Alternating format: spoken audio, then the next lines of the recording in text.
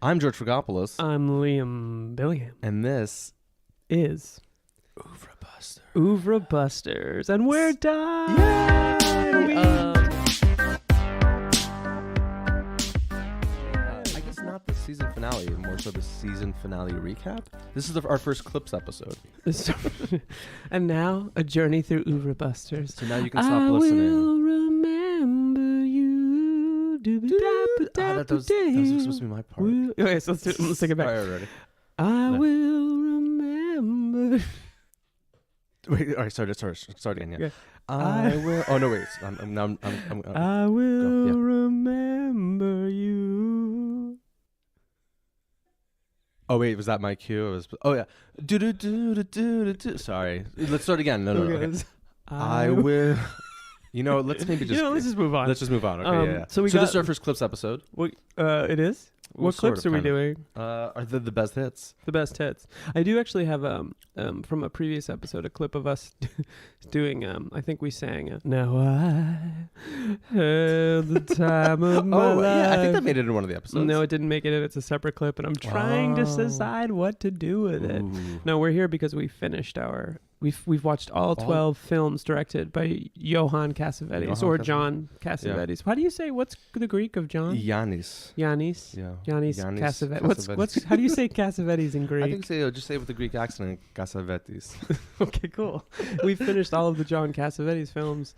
They're finished. We went from Shadows to Big Trouble. And with a detour to Johnny Staccato. Johnny Staccato, Mikey and Nicky, and of course the infamous Dick Cavett. Yeah, Dick Cavett. So we did a lot of extra stuff too. We got a lot done in a not that short amount of time. Only 6 months. It only took us 6 months to watch 12 movies, but that's neither here nor there. Can't eat pistachios while you're recording. You could drink though. You can drink. Hang on. There's very little beer left in my beer. Oh, you're gonna have to get another one. So terrible. You're terrible. So what we're doing in this kind of very brief but not sentimental. Brief but not. I will remember you. I nailed it. Yes. Okay. Sarah McLachlan is chill, right? Sad doggy. She is, yeah. Oh, don't fucking get us. Every year. I wonder what my dog's doing right now. 3 dogs get killed by Sarah McLachlan. For some sort of sacrificial ritual? It's to save all the other dogs. It's ransom, so we keep buying her records. Does she still make records, or do you think she's just living off that I will remember you? That's a very good question. Welcome to Sarah McLachlan Cast. I'm definitely going to take a deep dive Cast. into her Wikipedia page later. So what we're going to be doing today is quickly reflecting on our brilliant thoughts. And then we have a voicemail back from January after we did the husbands episode that we never got to, that we should probably talk about. And it's not from Keith. It's not from Keith. It's from Peter Rinaldi, who's the other person that listens to our show. By the way, every time we mention Keith, I just picture like a cutscene, and we somewhere in London. Keith Richards is sitting in his. Oh, I don't like this at all. Or the opposite. He's like, these fucking guys are brilliant. These fucking jazzes. I don't know any. I don't know any. What do you call it? Cockney? I don't even know if fucking love it. I love it. Mix on the line. Like, Keith, we gotta go on tour. Stop me up. And Keith said, "Fuck you, Mick. I'm too busy listening to Liam and George." I miss Mick. So we're going to talk about this voicemail from our friend Pete Rinaldi, and then we're going to wrap up with a debate about how to watch these movies. Yeah, and by debate, we're going to take off our shirts and rub our chests together, and then something will happen. Something magical will happen. We'll figure which is the best Cassavetes film. It's going to be really good. And whilst we do it, I'm going to sing, I will remember you. Okay. George, how do you feel now that we're finished? Good. Accomplished. I do feel a little accomplished. It took me almost 40 years to do something meaningful with my life. And I feel like this is it. Which is weird because you're 55. Time goes by really quickly when you're recording a podcast. No, I feel, I was saying in our previous episode, there was a little bit of a bittersweet, like when that final scene of Big Trouble, which feels like a John Cassavetes the final scene. I was kind of like, it happened. We got through them all. Yeah, it was, and this is the first, but I will say this though, this is the first time I've ever seen an entire, which obviously is the purpose of the podcast. Of work. Yeah, an entire body of work in this way. And it was really kind of, it was interesting and illuminating. Have you ever seen are there other directors who've made, let's say, more than 5 or 6 films whose entire oeuvre you've busted? Oh, that's a good question. No, I think the closest I've come is probably Kubrick. Ooh, we've probably seen every Kubrick film. No, you know what I had? I haven't seen the Kirk Douglas one, and that's the best one, Passive Glory. That's the best one. And I have it at home. It's amazing. On DVD, no less. It's amazing. Sitting there. I still haven't seen it. It's really, really, really, really, really, really amazing. The only other filmmaker I've probably seen every Kubrick. No, I haven't seen The Killing. I was But I've seen every Bellatar movie, and I've seen every Bellatar film. I've seen The Killing, but you've seen all in the cinema. In the cinema, every single one. You said, yeah. I went to that retrospective. And I think when I said that, Bellatar himself would probably feel sorry for you. Yeah, he would be like, "What are you doing? Like, what the fuck are you doing with your life? What's wrong with you?" You're like saying Tango is 7 hours long. I've seen it twice, right? And you've seen it's getting re-released in 4K. Yeah, I'm so good. I saw the video of him gingerly walking out of that. That's probably because I shared it 14 times. Yeah, probably. I was obsessed with it. Oh boy, we're really that in your love for Cold War. We haven't even. What are we doing here? What are we talking about? Are we talking about pistachios? We're talking about Sarah McLachlan. Sarah McLachlan. So start other podcast. No, I think there's a feeling of genuine because I think for years I've wanted to watch all of his movies, and I feel like there's a little panging sense of guilt about having not seen them all, and now that I've seen them all. Yeah. It's also interesting to think about, so now that obviously that we're recapping, and we'll talk about this maybe a little bit later, but which films I will be going back to see again, and which films obviously I'm not going to be eager to do as such. Not Faces.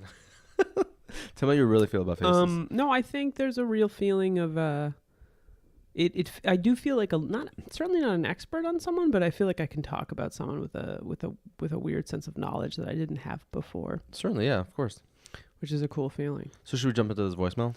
So our friend Pete Rinaldi, who's a John Cassavetes super fan. Yeah, and his podcast is Back to One. Right. I forgot the name. It's called Back to One, and Pete interviews actors. One incredible actors. We've gone through the list, but like off the top of my head, Joanna Kulig from Cold War. Of course. Which it's a great interview. And he was a little put off by our response to the husbands episode. I would say with some merit. What we wanted to use this voicemail for is to kind of have a jumping off point to talk about the larger questions that I think some of the things we were thinking about before we watched and things that we've talked about a lot. John these films. So we're gonna play that voicemail right now. Hi guys, Peter Rinaldi here, big fan of the show. Yeah, just my major beef with you guys and your talk on husbands is that it just starting to feel like you're chastising Cassavetes for not being woke and getting his act together in a Me Too kind of way.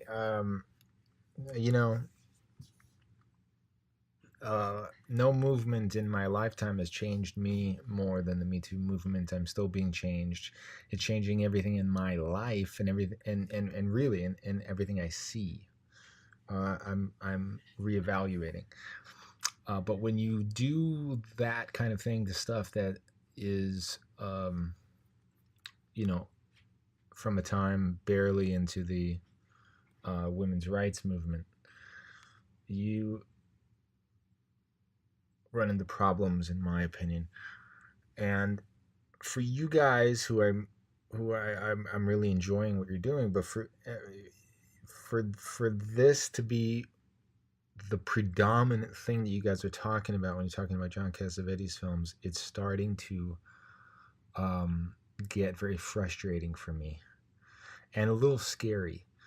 When you talked about that scene with Gus and Mary in the hotel room, and using words like, completely useless or something like no artistic value, worthless, painful. You could have these opinions, but when they start bleeding over into this kind of easy willingness to kind of X out the whole thing and kind of erase it almost, or it kind of feels like that when you're using words like worthless or something like it. That's a little scary for me. So that's my main issue with what you guys we're saying culminating with this husband's episode, and maybe this is the one that you'll really hammer that in more than any others, because it is about 3 womanizing males. But there is going to be plenty of stuff coming up that, you know, you're going to maybe want to have your sirens out about, but I hope that you can just put it into the context and the time frame that it's in, and still be able to see its worth. That's my main thing. Other than that, guys, I'm loving what you're doing. Keep doing it. I'm getting a lot of value out of it as a Cassavetes lover, just hearing you guys talk from your own viewpoint on these films, about these films, and it's making me re-examine them. And like I said in the tweet, it really, they are living things to me, where every time you come in contact with them, they are different. And this podcast is making me want to go back and see them again, and I see them in a different way. Keep doing what you're doing. Loving it. Rock on. So first and foremost, thank you, Pete. Yeah, we should thank Pete for actually taking us seriously, even before actually we took ourselves seriously. Pete, you've believed in us longer than we believed in ourselves. So I would say I walked into this with a little bit of like, John Cassavetes isn't that great, right? Not that I didn't think the films were good, but I expected to encounter some pretty retrograde. Is that the right word? Retrograde? Sure. Yeah. Sort of politics and posturing in the films. And I think that I think it's pretty obvious that we had our sights set on husbands, especially in relationship to the Cassavetes interview. Right. So I think Pete is drawing attention to something pretty important. And, you know, one thing we never really got into, but we can talk about briefly, is that there are bands like La Tigre, who did What's Your Take on Cassavetes?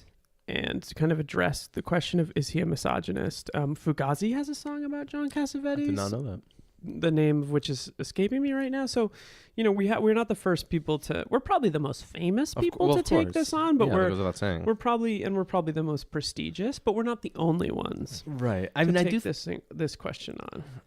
What I do like about what Pete said is that, yes, I think to some degree there's a certain kind of like presentism to our approach to these films, which is impossible also to kind of extricate ourselves from, in the sense like, obviously we are watching these films with, in many respects, thankfully, with the distance of at times 40 years. So it obviously will kind of color the way in which we see these films. However, having also said that, I think there are plenty of moments where we have stopped and said or thought about the ways in which Cassavetes is doing things for the time, which are like radically progressive. So for example, at times his approach to race can be retrograde and problematic, certainly, but there are also moments. Can you give an example? Well, like, okay, so I'm glad you mentioned that too, because this is one thing, for example. So after I was thinking about Pete's voicemail, I knew we were going to talk about it today, and I think there are also moments, for example, where we don't give him enough shit for certain things that he does. So in Big Trouble, which we just recorded the episode last week, and I don't remember everything that we said about it, but I think we definitely fucking dropped the ball in not talking enough about how shitty that film is in terms of race. And whether or not it is or it isn't like a John Cassavetes production, it still obviously is a film that he has his name on. So you're talking specifically about, I feel like Big Trouble's already left my brain in some ways. Well, no, so for example, like how all of the characters who are not white are very much coded in as being very radically other. So it's not by coincidence, for example, that at the very end, like the terrorists, that some of them are clearly people of color. Yeah, that's a good point. A lot of the other people of color in the film are, for example, servants. Right. So that there's... And it's not self-aware. And it's not self-aware, right. Totally. And you know... Despite it being a satire of sorts. But again, having also said that, nobody, I think, can see Shadows and not say, like, that film, especially for obviously when it was made, is radically progressive and super interesting. And there are a lot of moments in Cassavetes, especially when it comes to issues of race, where and actually I would say gender too. Yeah, but I'm thinking, for example, about like the relationship that his character has, and I'm blanking on his name. Character has in Love Streams. Okay. With the singer, who is an African American woman, and nothing. And there's Robert Harmon. Yes, and there's no commentary, for example, on the fact that like, oh, they're an interracial couple. The same thing. Same with Cosmo Vitelli. Yeah, very good. Yeah. Killing of a Chinese Bookie. Forgetting the names of these movies, right, left, and center. Well, now they're at the end. You don't have to remember them at all. This is the end, my only friend. I was actually just thinking about Apocalypse Now the other day. I was like, wow, Apocalypse Now. Can't remember anything about that movie. So it starts with the end. It starts and begins with the end. The other thing, though, I will say, and that Pete said, is that these films are living things.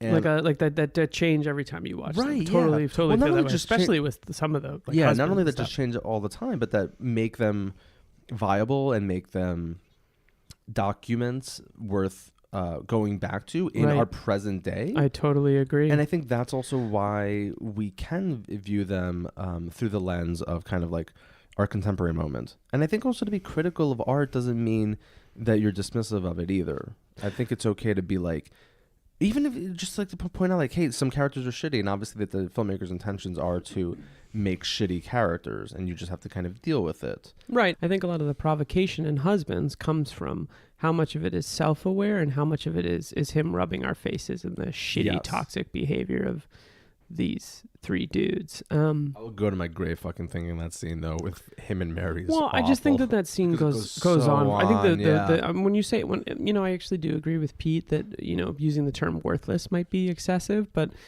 it's far too long of a scene, and it doesn't.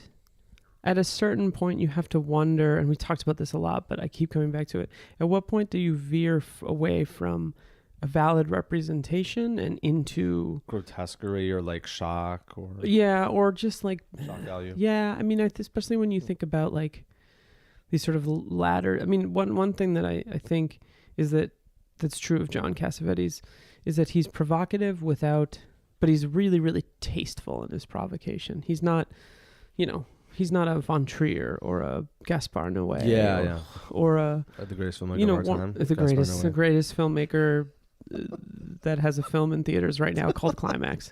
But think about it. If you're in the theater though, and they're only playing one film, then technically he's got you. And if it's just how it happens to be Climax, you'd be like, okay, I have to admit this is the best. The movie's a piece of shit playing right now. It's a piece of shit. But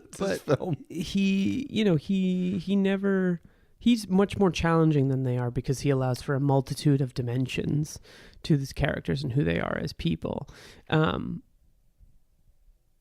And I also think he said and did some things that were pretty progressive. There's that bit in the Cavett show where he's talking about women's like liberation, women in the way that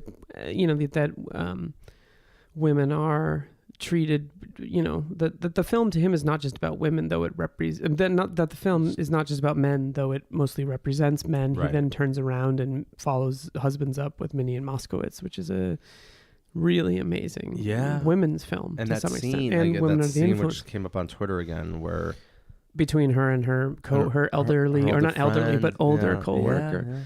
Yeah, I mean, I think that, when you think about the films in a dialogue or a dialectic with one another, Minnie and Moskowitz is a nice sort of antithesis to someone's been reading his Hegel.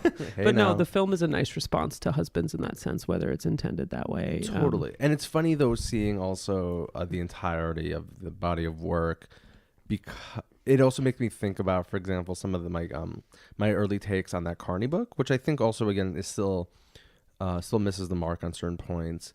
But the later films... Come at me, Ray. Come at me. The later films... Oh, man. Academic beef. It's the lamest beef. You got beef. Academic beef. www.academicbeef.com/index.html. Do you know that Nas line? I forgot which song it's from, but it's like people step up to me and they turn vegetarian because they don't want this beef. Is Nas from Queens? He is. Yeah. Nice. You got some good hip hop artists. Did I ever tell you about the time I met Mr. Tip? That is Q-Tip. Anyway, it's previous episode. Shit, what were we talking about? Well, we were talking about. I think we were talking about the fact that there is a push and pull Yes. with Cassavetes. Oh, yeah, sorry. And seeing the entire body of work and kind of thinking about just how complex it is and how varied it is. And really quite, it's very, John Cassavetes' sort of oeuvre is very, it's very broad. It covers it's not all movies about people being miserable in rooms by themselves. Correct. But and I thought Husbands would be the pinnacle. And going into it, it was like, okay, he has like these early films that are obviously kind of raw and difficult to make because, he was struggling to actually like make them.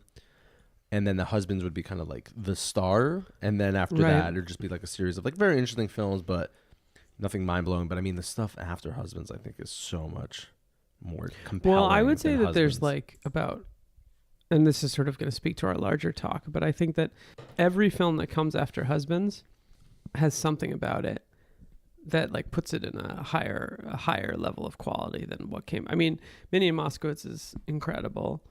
I mean, I think it's the stuff after that too. Killing of a Chinese Bookie, and then followed by Woman Under the Influence. We're forgetting, which comes before Killing of a Chinese Bookie, and then what I think are the two pinnacles of his career, which are Opening Night and Love Streams. I think they're both the highest. Like, I mean, I keep thinking about they're astonishing movies. I keep thinking about Opening Night, and that's like the first film I think that I'm going to go back. Oh yeah, and rewatch. Yeah, I could see that. Even though obviously it's like really, really long, but I mean, whatever. It's brilliant. It's long. It's amazing. It's very long, but it's not. But it earns its length. Before we jump deeper into that conversation, I think it is worth saying that there is Pete's points are all really valid, and I think it though I definitely don't think that this film predates the women's liberation movement or anything. I think that it's much later in terms of that stuff. Yeah, no, by that point it's definitely like in full. I mean, Husband's late 70s. Yeah, well, no, it's 1970. Oh shit, is it that early? Yeah, it's 1970. Sorry. But there's, not to dunk on Pete, but I think that there's things going on before that, obviously. But I do think that. Well, because everybody knows it started on August 1st, 1971. So. Women's liberation. No, I don't get it. Neither do I. It's just been a total random George is referencing something really important here. I will say that was actually the day you were born, right? Fuck you, dude. I will say that one of the things that I look forward to doing as we continue this show is going back and looking at some of these like sort of celebrated filmmakers and taking them down a peg, especially when it came to their like sexual politics and their cultural politics. Yeah, what they might have said about the world. That really, you know what? And it's absolutely true that like you have to critique things to some extent through the lens at which they were made. But if film schools are going to continue to show these films as like achievements of the genre, then there needs to be a much stronger critical look at what it is they say. Totally, yeah. As much as how they say it. And form and content are meshed. Totally. Dialectically, one might say. Oh, someone else has been reading his Hegel. Hegel? Or just the Cliff's Notes. Cliff's Notes. Cliff's Notes. Can we do Amy Heckerling? And it is Cliff's Notes. I thought it was Cliff Notes, but I think it's Cliff Notes. No, you're wrong. Well, I thought you were referencing Clueless. When she's like, where'd you find that out? And Cher goes, Cliff's Notes. Oh, which it's funny too because I've been rereading Pride and Prejudice, which I know Clueless is based on Emma, of course. Don't come after me, Keith. But still, Pride and Prejudice is amazing. It is amazing. It's one of my favorite books. Should we now talk about thanks again, Pete? Though seriously, yeah. And I think that I will say that to Pete's credit, that voicemail did give me pause and make me go. I think it is fair to say, like, I certainly don't think we were trying to go after John Cassavetes for quote not being woke enough, but I do think that voicemail gave me a little pause in how I continued to think about him, and also I think that quite frankly the films got better after that, which is a crazy thing to say because Husbands has a lot to recommend it. No, totally. I agree. I do think that scene with Mary and Gus is. I just don't like that scene. No, but I think it's a low point in his career. That scene's a real low point. Again, I just totally agree with you that it's obviously it's not worthless. It's meant to kind of convey something about the character, right? But yeah, it goes on for so goddamn long. But we are very thankful for Pete and his continued attention. And I will say that, not to turn this into a celebratory fest, but I think Pete's sort of energy with the show has kept my energy up to some extent because we had a listener that was really engaged, and that means something. So thank you, Pete. Thanks, Pete. And again, we welcome criticism. No, we don't. As long as it's constructive. Bullshit. Don't criticize. I have a hit podcast. And as long, and you better not have. I'm on WTF next week. Don't come fucking at me from Yale. Yeah, fuck you. Fuck you. Fuck you. Should we talk about ranking? Johnny Staccato. Okay. Johnny Staccato episode number 1. Stop it with Johnny Staccato. Johnny Staccato. Okay, let's talk about ranking. Okay, sorry. I'm just going to sulk. Okay. So, George, we watched a lot of movies. Also, I know it's the end of our Cassavetes run. The end. Can somebody please? Do you mind checking on Marty? Friend, he's been quiet for 6 months. Oh my God, he's okay, Marty. He's just been working on The Irishman. He has, yeah. Can you stop moving so much in this fucking chair, bro? I'm jittery. All right. 4 cups of coffee. When did you have your last cup of coffee? Around 6 o'clock. Holy fuck! Do you sleep at night? About an hour and a half. Nice. We trying to think about all these movies. We had a brief conversation before about. I thought it would be interesting to talk about the order that I think you should watch these films, which I say was a little ironic because we did what most people do, which is watch the films chronologically. So, George, do you think that it's better to watch these films in the order that they were made, or do you think it's better to watch them in maybe a more user-friendly order? Because I have a suggested user-friendly order here. Yes. Do you? No. But seriously, yeah. Okay, we could talk about. Yeah, I think we should talk about maybe. So I think generally speaking, there is something to be said about watching an entire body of work chronologically. I think you do learn a lot about a filmmaker. And about society. Well, society. Yeah, I mean that's a very interesting, obviously, kind of like point to make. I think also about these films. Would you say you learned something dialectically? Ooh, so there's a thesis and then an antithesis. It's pronounced antithesis, but thank you. And then the last thing is a synthesis. Do you say Antifa or Antifa? Because I always just said Antifa. I just say they're bad people. I'm just kidding, guys. I'm just kidding. There's good people on both sides. There's good people on both sides. Didn't you hear the president's comments after? Yeah. It's not funny. No, it's not funny. He's an asshole. Douchebag. So let's say you're a space alien though, and you come to Earth, and you're like, "Hello, Earthlings. What do my genitals look like? I have heard of one Yanis Cassavetes. What order should I watch these films? What do my genitals look like?" Also, so my genitals. Okay, so if we're doing in like the order, then one should, let's say, kind of. Where do you start? I have a suggestion. I would say Shadows. I know you disagree, but I totally disagree. Go for it. I'd start with Gloria. Ooh, my entryway into John. I'm trying to create a way to get into the films, ease people in. I think Gloria is a real, entertaining, really enjoyable film. Why do you think start with Shadows? Because it's the first one, and I think Gloria is kind of an outlier. In many respects. Oh, tell me more about that. Why am I eating pistachios during the fucking recording? I'm sorry. Because Gloria is clearly a diehard prequel. Also that. And, I mean, do you not think that Gloria is kind of a very different kind of John Cassavetes film? It totally is. There's action in it in a way that there isn't in but it's okay. There's kind of genre convention, right. Not in a bad way. What you're discounting, though, is that it's a Jenna Rowlands festival. It's totally. And I think that's the most important thing. The most important thing that John Cassavetes did as a filmmaker, in my opinion, is give Jenna Rowlands good roles. That's fair. So I think you start with the film that almost highlights her and also highlights her at an interesting moment in her career when she could have gone in a really different direction, but instead she's playing this like badass lady. I don't know. It's just a really entertaining film, and it point though about thinking about her as a more kind of let's say mainstream actress, right? Because I can't think of other movies she was in. I know she was in other stuff, but I forever associate with him. And I said this jokingly, but I kind of mean it. I sort of wish we devoted the whole first season of the podcast to Jenna Rowlands. She was in a terrible. She was in a terrible. Obviously, she's done other things in this terrible Ethan Hawke, Angelina Jolie film in which she plays like a minor role.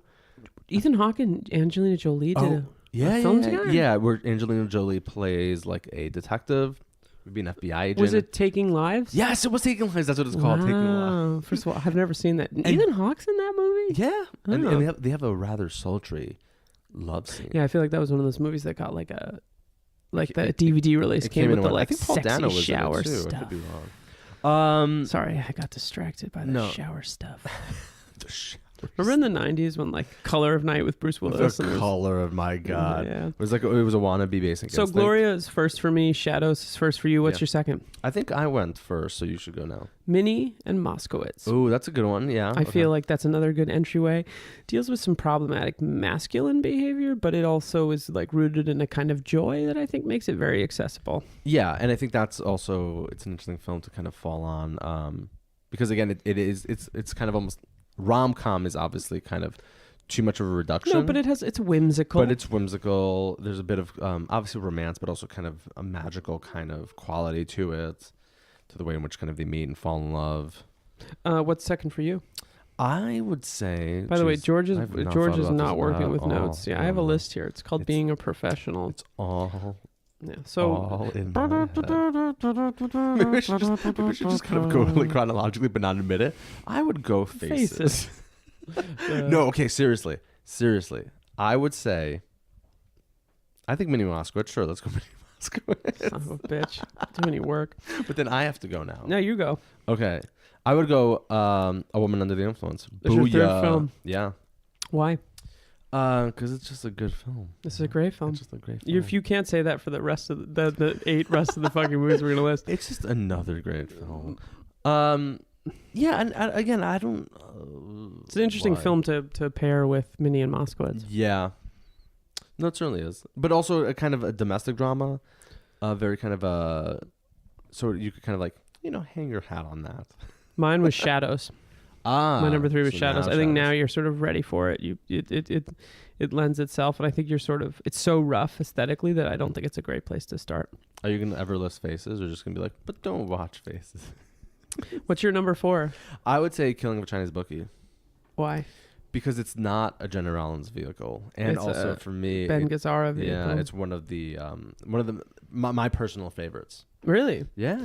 My number 4. It's sure to be controversial. Uh-oh. Too Late Blues. Ooh, explain. Yeah. I went with Too Late Blues. I wasn't even thinking about including the studio one. It was a tricky one. I will tell you that A Child Is Waiting is lower on the list. I think Too Late Blues is an important movie to understand developmentally for Cassavetes as a filmmaker, and I also think he dealt with some things in Shadows that are interesting, sort of beatnik kind of culture, kind of like pre-hippie, but it also deals with male relationships, especially as they relate to women, albeit in a shallow way. I think it also hits on his kind of, as you put it before, like the white ethnics in a really interesting way. Yeah. And I also think it's like a rough draft to how he would handle women and mental illness at a later point in his career. And so I think that it's a nice companion piece to Shadows, but also... you're not going to see much other things like it in his sort of career, but it speaks to a very definitive moment that he came up in. I think that's an important film for people to see. Makes sense. So to recap real quick, my first 4 are Gloria, Minnie and Moskowitz, Shadows, Too Late Blues. What are yours? Jeez, I'm going to have to remember. Shadows. Minnie Moskowitz. Woman Under the Influence, Killing of a Chinese Bookie. Booyah. What's number 5 for you? Just off the top of my head, too. I was mouthing your choices. I would say Faces, because it's an early Cassavetes film, but an advanced level Cassavetes. It is a 401. Isn't that what they call the like advanced I thought a 401 was something you put money in for. Well, so like when you take a like a what do 101. Adults call those? A 101 would be like Gloria. Like it's an like an entry yeah, level. so like it depends where you go. I guess that's true. Like okay, well fucking go to Yale. Maybe. Fuck Yale. No, for the 3-minute 401 is like, what are those thing where people put away money? I believe it's pronounced 401k. A Savins account. Yeah, I had to ask Felicity Huffman about it. So your number 5 was, what did you say? Faces. So because now why? Because it's entry level to advanced Cassavetes. It's a jump. To jump to my number 6 film, which I'm not going to... My number 5 film was A Woman Under the Influence. Boo. I think after Shadows and Too Late Blues, we've spent way too much time away from Jenna Rollins. I also think it's I think it might be the film he's best known for, in a way. Faces? No, A Woman Under the Influence. Sorry, Woman Under the Influence. And I think that like this is actually advanced level Cassavetes, I think. Mid to advanced level Cassavetes. I agree. And I think it's also... just an important film, but not one that if you started with that, I don't know if you'd finish. That's fair. Number 6? Husbands. Why Husbands? Because again, it's kind of grueling to get through, but and again, I think it is like one of the films that he's most remembered for. Clearly, I don't agree with that. You don't agree with that? No, I feel like it's sort of I have to stop eating. You don't agree with that? You son of a How bitch! fucking dare you. These pistachios. My plan. Everything's going according to plan. What? I'm starting to feel funny. But, yeah, I guess it's a film he's well known for. It is Metrograph's essential pick. Yeah, and for me, which is the most goddamn Brooklyn hipster sentence. It is Metrograph's essential John Cassavetes film, guys. It does kind of prepare the way. Prepare the way for what comes later. I had Killing of a Chinese Bookie. Any thoughts? I think it's a great pairing with Woman of the Influence. I agree with you in some ways. It might be one of the best, my favorite films. It goes down pretty smooth.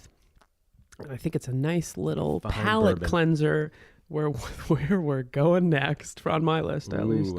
So that's the first 5. What's your number 6? I'm sorry, that was number 6. Yeah. What's your number 7? I would say opening night. Me too. My number 7 was opening night. Back in Rollins country. Back in Rollins country. Population us, baby. And boy, oh boy, is that a good place to be. I think that this is your entry into really advanced John Cassavetes. So my list here is all advanced John Cassavetes. And then I would go Love Streams. Yeah, me too. Yeah, and I think it pairs up amazingly well. I think they're perfect. Yeah, it almost kind of feels. I mean, obviously, it almost feels like a spiritual sequel to Opening Night. Why do you think that? Because there's lots of questions about like the role of the artist, about what it means to be an artist in kind of today's society. There is this kind of beautiful. Kind of surrealistic quality. The surrealistic quality, but I just meant in terms of like the theme of like the questions of like aging and what it means to be older and alone, to find yourself in middle age and like not have anybody around you. Thank God, I'm not dealing with that. Yeah. It's my favorite John Cassavetes. I think. Love Streams. Yep, I think it's the best. I think Opening Night for me, but I mean, Love Streams is fucking amazing. Fucking amazing. What's next for you? Jeez, what's left? Well, we have different lists. I'm keeping track of mine. So, what about you, Liam? Husbands. Okay. I think Husbands is actually pretty advanced John Cassavetes, and I also think that if you watch too early, you're gonna be like, "Fuck this guy." I also think it's valuable to understand that film. If we're not going chronologically, which I actually think probably is the right way to do it, but if we're not, I don't know if that's like a good starting point for a relationship with him, especially like I think I told you when I saw the film at BAM, there were 3 walkouts. Right. It's not a good place to start, though there's plenty of worth to the film. Yeah. Oh, yeah. It's an amazing fucking film. You? Yeah. I think we're at the point though where am I done with, I think I'm done listing all like the, for me are like the legitimate Cassavetes films. That's a bullshit thing to say, but sure. Because you haven't put fucking Gloria on your list yet. Oh, yeah. Gloria. Oh, God. Gloria. No, actually, I like Gloria. So it's a great movie. So I would drop Gloria right here. Boop. All right. So then, are you done? Then you're not going to list the other films? And I would say, I mean, in all honesty, like if you're a completist, yes, see Too Late Blues, see A Child Is Waiting, see Big Trouble. But unlike, if you're not a professional like us, if you're not getting paid millions of dollars per episode, you don't have to go. Did you ever watch Seinfeld? See those films. You know how those guys got paid really well for that show? Yeah. I wish we did too. I'm just gonna read the rest of my list. This is why we need to negotiate. If we stick together, we can get $1 million an episode. We have to fucking stick together. We have to fight the union. The union? No, union? sorry, no, the God. union's on our side. Yeah, the unions. We're 2 people hosting an independent podcast. The rest of my list is Faces, Big Trouble, and A Child Is Waiting. Ooh, do you want to say anything about those? Faces is probably the hardest John Cassavetes movie to watch, in my opinion. I think it has less to say than it thinks it does, and I just think it's monotonous and long. And though it has a plan, it's very, very valuable. It's like a very it's a very important film, right? But I also am not. It's one of the few films. So when I watched La Ventura for the first time, the Antonioni film, it's by Michelangelo Antonioni. Oh, yeah. Who's this Antonioni? I was like, fuck this. I don't care about this. You fucking prick. I was like, I don't really care about this movie because I've seen this. I've seen this movie a bunch of times, and I've since seen it more and appreciate it more. But the first time I saw it, I was kind of like, yeah, I get it, sure. That's how I felt about Faces for most of its running time. And my opinion about it has not changed. And then Big Trouble is a really enjoyable movie, but pretty inessential. and A Child is Waiting is just, besides the most terrifying opening credits sequences of your entire life, it's a rough goes with that one. It is. It's brutal. All right, so that's my list. Gloria, Minnie and Moskowitz, Shadows, Too Late Blues, A Woman Under the Influence, Killing of a Chinese Bookie, Opening Night, Love Streams, Husbands, Faces, Big Trouble, A Child is Waiting. George? Now do every episode, all 56 episodes of Johnny Staccato. Johnny Staccato 52, Johnny Staccato. But why Johnny Staccato 52? I like the piano tuner. I love the piano tuner. Yeah. What do you like about the piano tuner episode? Why don't you list your top John Cassavetes movies? You know what? I mean, I think I've given my opinion. You don't know your order. And I think the people, and by people I mean Keith. They've heard me say enough about these films. Well, I think we've said goddamn enough about John Cassavetes. Go see Johnny Staccato. Go see Johnny Staccato. Any parting words before we never speak about John Cassavetes until we need to do, mid-season sweeps? Will you remember me? No, but hey, thanks for listening everybody. Season 1 and Season 2. Are we going to announce who our Season 2? By now, people probably will know. Ooh, will they? It depends how we edit and release, but I guess they will. Also depends on how we want to tell the world. Yeah. So should we do it? So if you haven't already heard, we're taking a slightly different approach to Season 2. Season 2 is going to be a selection of films starring Philip Seymour Hoffman, which I'm incredibly excited about. And we'll talk about why we're doing that on our episode where we do the Philip Seymour Hoffman draft. But those will start coming out soon, and we hope you stick around and please tell a friend about this show. Yeah, they don't have to love and subscribe. They don't have to love John Cassavetes, but maybe they love Philip Seymour Hoffman. My wife said to me the other day, she was like, "Hey, if you do Philip Seymour Hoffman, maybe I'll listen to the show." What support? And your daughter said, Philip Seymour Hoffman. She was like, "Daddy, you look like Philip Seymour Hoffman." I was like, "Do I? Thank you." No, please rate, review, subscribe, and tell people you know about the show, especially any of your Philip Seymour Hoffman love. Who doesn't love Philip Seymour Hoffman? Fascists. Totally. Okay. Well, thanks for listening, everybody. Thanks very much. I'm Liam Billingham. I'm George Frigopoulos. And this was Oeuvre Busters. Cassavetes style.